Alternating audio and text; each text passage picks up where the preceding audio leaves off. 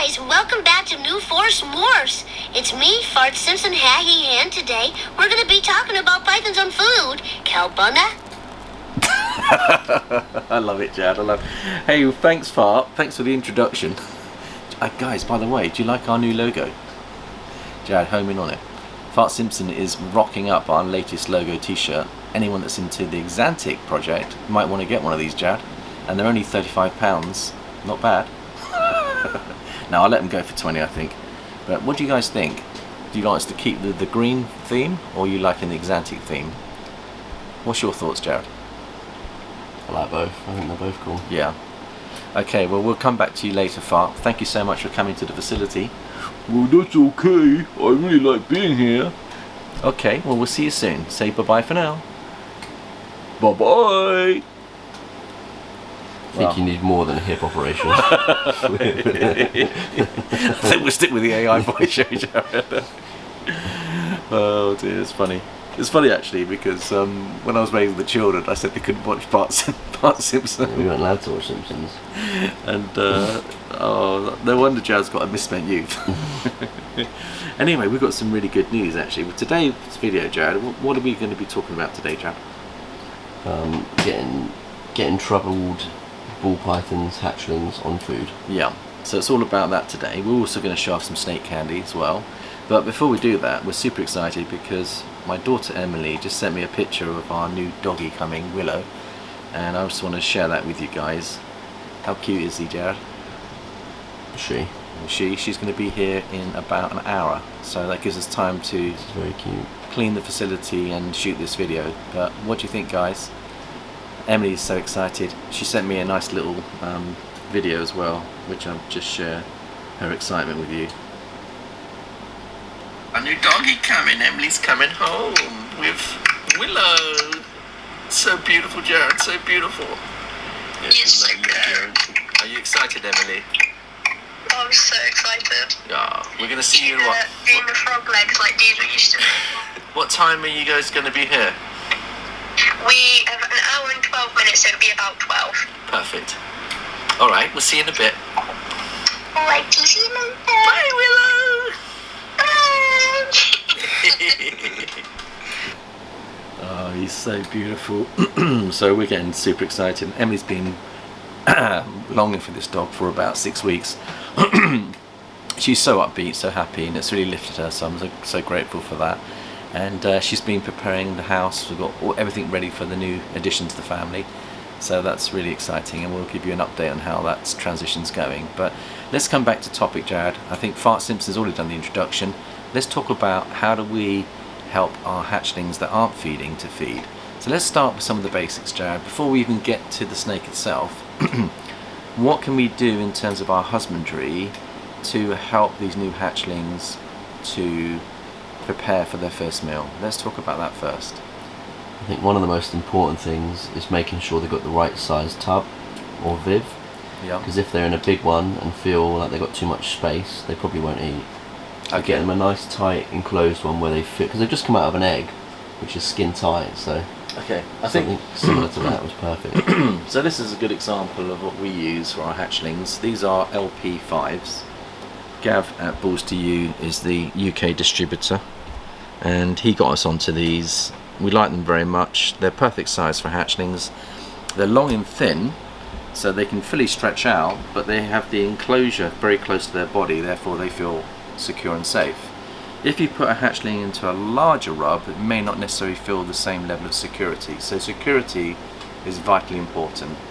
The other thing that we could do is we could go for the black version, which gives them even more security, but the problem with that, Jared, is we like them to be clear, because the benefit of seeing in and the behaviour before we present outweighs for us the darkness of their security. So we want to be able to inspect without disturbing, so that's why we use the clear tub system.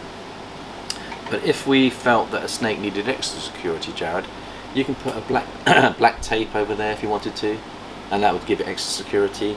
So you could adapt these is one way, or you could put a very small hide in some of these as well. And in the larger hatchling boxes, we've used hides effectively, and when we put hides in, and that same principle applies to adults and sub-adults, the more secure they feel, the more readily they will actually want to feed, because they feel secure. So that's that one. Anything else, Jad, besides the size? What else do we do to make sure that the snakes feed well in terms of their preparation? I think since we've moved over to viper bedding, the cocoa husk, it's the feeding response has been a lot better as well. Yeah. So I think it gets the humidity better. It allows them to keep their smell on the husk, because you're spot cleaning rather than completely cleaning every time. Yeah. So it becomes their environment where they can make it smell how they like it. Yeah. Now yesterday's video, Jad, if I bring up the pastel clowns that are het for UPI, both of them decided to burrow down underneath it. What am I doing? I'm bringing out the wrong one, sorry. Next to it. No, that one there, is it? No. No, that one there, sorry. So here we go. Here's a classic example of yesterday, Jared, when you first put her in for the first time. The security was so important to her that she buried herself under the cocoa. Now that's the advantage of having cocoa, is that if the security needs to step up, they bury themselves. Now she's decided to come out because she realises that she's safe, and you can see here that she's happy on, well, the cocoa husk holds the humidity really well as well. Yeah. And I think one of the reasons that snakes fail to feed is because they're dehydrated. They come out of 100% humidity, and we put them into a dry tub, which maybe the humidity isn't as high as it should be, and that doesn't encourage them to feed, because what I feel happens, Jared, is that the shock from 100% humidity down to say 40 or 50% humidity is a massive shock for them. So what I would suggest, guys, is if you check your humidity and make sure that the bedding is at least 70% humidity, even more for hatchlings. I'd even go as high as 75, Jared. And I think you'll get a better feeding response if it keeps its humidity up and the hydration up. Now I think, Jared, we've experimented, and what we tend to do is the day before we feed, we spray down all the baby hatchlings to make sure that the cocoa husk is not too dry for them, that they've got enough humidity.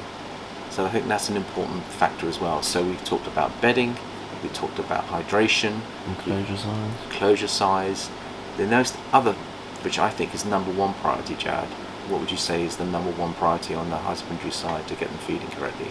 Temps. Temps. Now Rich from Predator BP came in 2 weeks ago and said, I can't believe just how much your snakes want to feed. And he was saying the reason, in his opinion, as to why they've got such a good feeding instinct is because we've got the temperatures right. He came in here and it feels tropical, and it should feel tropical. So we are running ambient of say 76 to 78, and then we're also running as high as 82, 83, and we allow the fluctuation temperatures to happen naturally with a natural cycle. So when it's a hot day it will go up, when it's a cool day it will drop. The snakes sense that, they feel that, but they've got the gradient to move and adjust where they want to move. Now I've got a girl at the moment that's building. Now you can see what she's doing, Joe. Come and see Linnea. Slightly off topic, we will come back, but it shows the principle of temps, how important it is. This is our blade clown girl that we produced 4 years ago. Now she's bowl wrapping in the end of July. She's got pretty big follicles. We last checked them at 15mm about 3 weeks ago, Jared, and we'll check her again next week. But she's building hopefully some sunset clowns for us, which could have Enchi in as well. And I'm getting excited because we can hopefully prove out our boy. And she's bowl wrapping because the temperatures are important to her, because she's trying to build the follicles. But likewise, why are temperatures important for baby hatchlings, Chad? What do they use that temperature for? They dissolve the food, digest the food on the hot spot normally, so it helps with digestion. So if a snake goes off food or doesn't want to feed, the temps may not be right, because it's thinking to itself, when I put this little rat into me, I need the temperatures to digest correctly. Now if the temperatures aren't right, they haven't got the hot spot, then they might still take it, but they might be more reluctant to take it until the temps come up.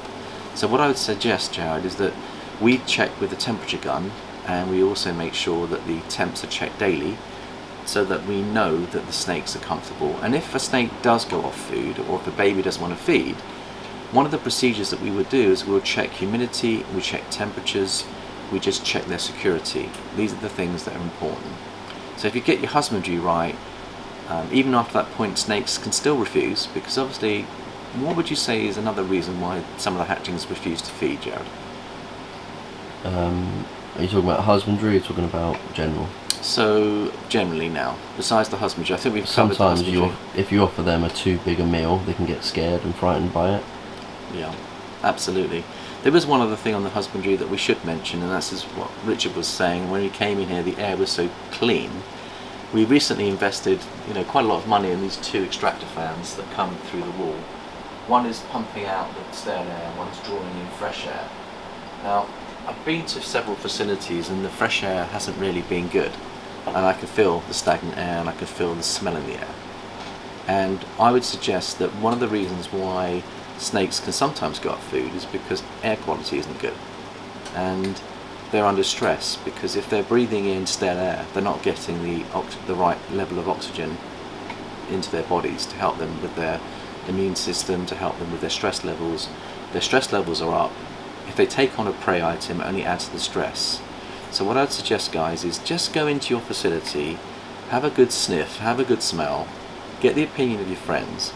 If it's smelling very stale and very, very, very smelly, there's a problem with airflow. Now we put in the 2 fans to circulate the air. We now shut all our windows because we've got now these new vents. We do have a problem with flies coming off the garden, Jared, since we've done this. And It's because we haven't got a guard though. we haven't got a proper guard fitted. The electrician didn't come with the right guard, and as a result we've had some flies coming in and we've had to deal with those. But overall, Jared, the husbandry's been really good. Now, coming back to your point, Jared, moving away from the husbandry, you were mentioning about the size of the prey. Now I think that represents a huge potential problem for a hatchling. If you present too big a meal to it, it could feel intimidated. So what have we done, Jared? And maybe we can bring some of these out. In fact, let's go to, it is feeding day today, let's go and see what we're doing. How we're preparing. These are the hatchlings prey size. Fine. So let's have a look and see the choices of food that we've got here. So normally when we feed in the snake, I'll offer them these first, which is little 10-15 gram rat fluffs, which if they start on those they get a really good head start, but some of them don't like how big they are and they won't take them. So then we have these, which are the next size down. These are 3 to 5 gram little Maltese. I forgot what they're called. They're like, I don't know if they're fluffs or what they are, but Pups. they're tiny little Maltese. Yeah. And if they don't take these, they'll usually take those. Yeah. So with the Ultramel Clown Boy, he wasn't willing to take a 10 grammer. So I thought, okay, by having a handful of these available in our freezer, we decided to present a much smaller meal to him. So that's what we did. So if I bring him out now, and you'll see the difference between the male and female is quite significant. Now he's going into shed, and that's another reason why I think snakes will go off food, Jared, if they go into shed as well. So obviously they're going through the shed cycle. I wouldn't panic if they're not taking food. It's nothing to do with you, it's just their cycle. Now just compare the two. This one took a 10. Did she take a 10 gram straight away, or did you have to start her on small? I started her on a small, and then So- the next week she took a 15 gram. Yeah. So a 3 gram multi isn't necessarily going to pack on a lot of size. So the whole point here is not to pack on size. What's the whole point, Jared? Get them used to feeding, get them the taste in their mouth, and realise that when you're presenting food to them, it's not a threat, it's something that they need and will enjoy. Yeah. Now I've got a friend who has a hack, which I don't really fancy going there at the moment because we don't seem to need to go that route. But what he does is he actually sheds a little bit of blood off the frozen thawed rat on the head, and he allows the scent of the blood to come through. Now I think it works for him, and he basically just opens up part of the head so that there's a little bit of blood coming, and they can home in on that. But the snakes use their heat pits. So the other thing that I think people make a mistake is they don't heat the head of the rat up hot enough, and they're presenting a colder or wet, sloppy rat that's been sat in water. Now you notice ours aren't sat in water, Jared. What's the reason why we don't have them sitting in water, do you think? We find the smell goes away if you soak them in water, Yeah. whereas if you just let them defrost normally, the smell will then fill the room and it'll get all the animals excited to feed. Yeah. Whereas in water, we found that it didn't work quite like that. Yeah, I mean, most snakes will still eat if we do have to go. Yeah, Say, they for will. example, they're not defrosting quick enough. We will put them in warmer water to get them defrosted, and then we will present, and that still goes fine. Because what the Maltese do, Maltese hold more smell than Norwegian rats. So the Maltese are so much more effective because the scenting and the smell is much deeper, much clearer for them to have a signal. And then our technique is to boil a kettle to boiling point.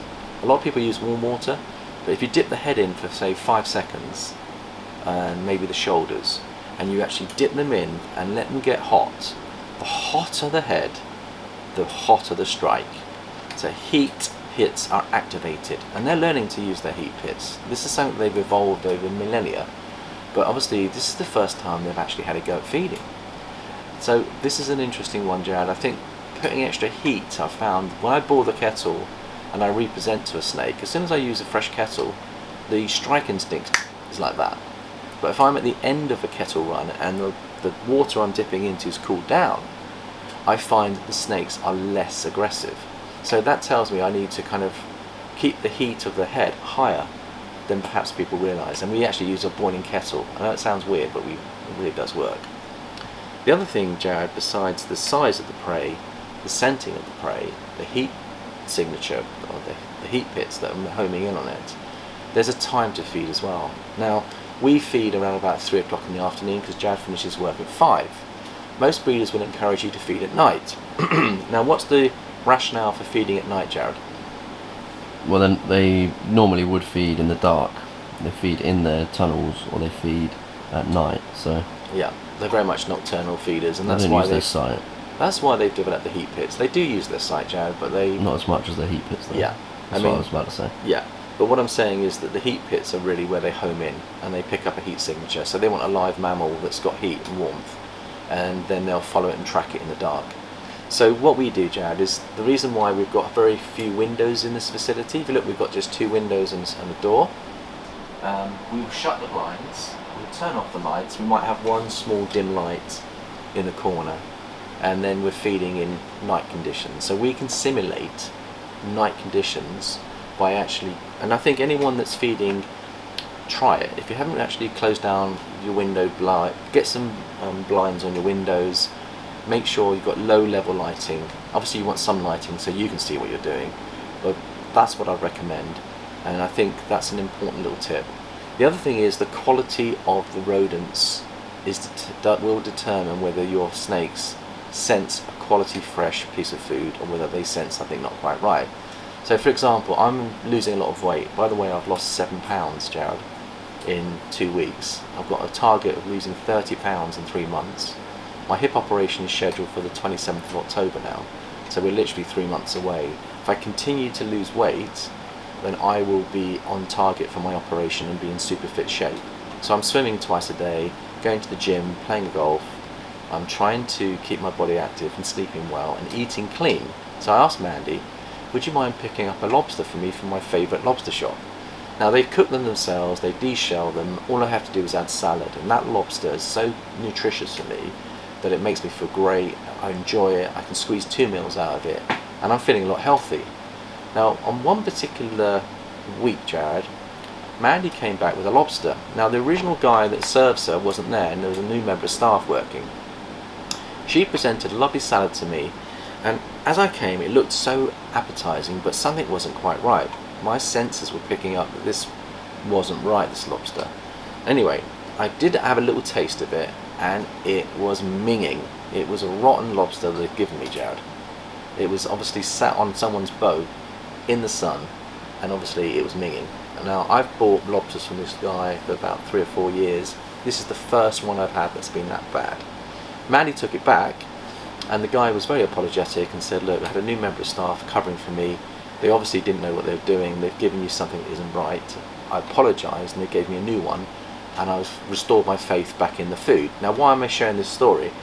I'm sharing the story because I think some of us may not realise that we're being given substandard food for our snakes, and you want to give them the very best you can afford. So that's why we use a lot of Maltese, Jared. Maltese are slow building, high protein, excellent for hatchlings, And people worry that they're going to be stuck on Maltese. We've never had it. We've fed our babies on Maltese. They've transferred across to Norwegians. To me, I don't think there's a big issue, Jared. Some snakes have a preference for mice, so if the Maltese is not working, the Maltese is a type of mice anyway, Jared. A lot of people think they're rats. They're not. They're actually mice. But if you want to, what I say, get a snake that has a preference for mice, it's worth having some mice in your freezer as well. So there's various things to think about there. So if you're not happy with the quality, Ridgeway we use, Jared, they've been looking after us for 7 years and we're very happy with them. Snakes are thriving. And usually next day delivery as well. Next day delivery. Now they did make an error. We just ordered £500 worth of rat food yesterday, delivered the next day, but they had a shortage of and I wonder whether our videos we had a shortage of these, so we've had to make another order for some of these. Coming today. And we also had some 90-gram Maltese that we use for our big girls to get them really prepared, because the other strategy is moving towards the breeding season. We've got some girls that are almost there, and we think a 90-gram Maltese as opposed to a 60-gram Maltese will give them that extra preparation for getting up to size so that we can breed with them. So we've got a strategy there. But to be fair to Ridgeways, they've put it right pretty quickly, and it's a one-off error that we've had over 7 years, really. Yeah, so they're good. They're really good. We're not too bad. Now, the other thing, Jared, besides, let's say, for example, you've tried all these things. Let's say you've presented small Maltese. Let's say that you've tried a whole host of things, and yet your snake still doesn't want to eat. What is the next step that we would go to, Jared? An assist feed. Yeah. And how would you go about assist feeding, Jared? Tell us the process that you go through. Now notice it's assist feed, it's not force feeding. There's a difference. You're not forcing a rat down its throat, you're actually assisting it to eat. So let's just talk about that, Jared. If we can just, maybe you're the expert really in this area. You've certainly done enough. You did 30 last season. We're down to just 1 or 2 this season, aren't we, Jared? Which is huge improvement because we've adapted and adopted a lot of the things we're explaining on this video today. We've actually learned, and that's why we're sharing it, to help new breeders particularly, and some even experienced breeders might be struggling. So talk us through the process, Jared. What would you actually do? So from birth, so when they hatch out of the eggs, obviously you let them shed out. You then, once they've shed out, put them in their own tub, and then normally it would take a week or 2 before they want to start eating food. Some of them sooner, but we probably average about 2 weeks before they start wanting food. Then we offer food to them, and don't be too worried if they don't take immediately. Sometimes it will take up to a month. But if they don't eat after a month and they start losing a bit of weight, then that's when we'd start looking at assist feeding. To assist feed, you hold the snake just behind its jaws, and in the other hand you get the Maltese or the rat, and you sort of gently pry open the mouth of the snake with the rat's nose. And then you put the nose into the mouth of the snake, push it a tiny bit down the throat so that the shoulders are in its mouth, and then you just let the snake do the rest. Okay. And often they're cool on them as well. I'm pretty sure we've got a video of it somewhere. Yeah, we've got a How to Care For series in our YouTube videos. In there, Jared's done a couple of videos where he shows you how he assist feeds. So rather than repeat the exercise today, I'd refer you back to one of the earlier videos. I think if you type in how to assist feed your hatchlings, which I think is one of our top videos, it's very much appreciated by the community. Jared will show you his way of doing it, and I think that would be really helpful, Jared, for future breeders as well. Now there were some other things as well which I think Justin Kubelka talks about, avoiding giving your snakes a negative feeding response, and it starts with the first offering. Now 3 or 4 things that will help us get the hatchlings feeding is, I have seen other breeders, Jared, overhandle their hatchlings and mess with them too much, and that starts from when they're in their egg. They're separating the eggs, for example. Now you might think, separating the eggs, that shouldn't affect the feeding instinct. Well, remember the embryo's growing, and the more natural that you leave your eggs, I believe the more natural the feeding instinct will be. So we are, I know that might sound quite strange to say, but it starts at that level. So I think if you've got strong embryos growing and the mother's done her job, and that she's sat on the right temps as well, and those embryos and those snakes are strong and healthy. We haven't spoken about genetic issues that can affect feeding, of course. and we haven't talked about bad husbandry from the onset, where the mothers are actually sat on the wrong temps and therefore the babies have got weaknesses. A weak animal will struggle to feed. Now we've had a couple of kinked animals, we've got them onto feeding. We actually have one beautiful snake that's doing really well, and Nat, by the way, Jared, who's taken on board your beautiful snake, she's feeding that snake every week and it's doing really well and they're really pleased, and it's got shark jaw. So, you know, sometimes when you have an animal with shark jaw, they'll have troubles getting the food in. You had to assist feed that for nearly 8 weeks, I believe, Jared, before they actually... Yeah, it took some time. So each one needs adapting to their needs and conditions. So obviously we've got to think about that carefully. But the other thing is that, coming back to the preparation, is if you overhandle and interfere too much, cut too early, for example. Now, by leaving them to absorb all their egg yolk, they've got more strength and fortification, and they can survive comfortably 6 weeks without taking food off the egg embryo itself. So Jared likes to present within a couple of weeks, which I think is a good move. The big mistake people do is they hit their target, they hit their animal, they're excited to get it going, they offer a food within a day or two of it coming out. I think that's a big mistake. Personally, I think that be patient and wait. Let them settle, let them get confident, don't handle them at that point, don't sex them. Now people want to sex straight away. We haven't sexed our animals until we know they're established feeders. Yeah. There's a reason for that. Just messing with their hemipenes or messing with their glands, what you're doing, you're kind of interfering with Mother Nature too much too early. Now what I would suggest, guys, is just be patient with the sexing. Be patient with how we handle our snakes. In other words, don't overhandle them. Let them stay in their rub system, get confident. Even though we want to bring them out and show them off and we want to handle them, I think it's wrong to do that. So obviously handle them a little bit to kind of get an ID, but I wouldn't even do too much of that. In other words, Jared, I think it's best to let Mother Nature settle until they're comfortably feeding. Once you've got them in the feeding side, once they've shut out a couple of times, that's when you'll find that the best time to take your photography. Don't give them bright lights. Okay, if they get bright lights, could put them off, make them feel really uncomfortable. Too many people coming in and disturbing. Keeping a peaceful, settled room where lots of people aren't coming in and out, making a hell of a lot of noise, is very important. So I think that's going to about wrap it up, Jared. I don't think there's anything else on the feeding side for hatchlings, Jared. How often? Yeah. How often we should cover it. Now you could do every 5 days or once a week. Hatchlings can take every 5 days. Now the reason being is that hatchlings, they need to get going. They're a bit like children, really. You've got to encourage them on. So every 5 days is good. We do it once a week. I've come in on the weekend and worked on some difficult animals, because when you're feeding, Jared, one of the things I was going to say is that people rush too quickly to write off their feeding instinct. Some of the babies that we've fed have taken me 5 to 10 minutes to feed. So don't expect them to feed straight away. They've got to learn to hunt. I go around, and those little Maltese, I make them look as though they're live. Okay? And I spend a lot of time on each individual hatchling until I get them feeding. So bear that in mind, guys. They're not going to feed straight away. It could take 5, 10, 15 minutes, and that could be 3 or 4 times. They will strike, and that strike won't be a feeding strike, it'll be a defensive strike. But a couple of those isn't a bad thing, because they set their teeth into that rat and they're getting a flavour. So I think that helps too. So if they're strike feeding, it's not the end of the world, because the strike and let go isn't a problem, because next time they may actually call and take it in. So I think that'll be about do it, Jared. We've got a beautiful doggy coming.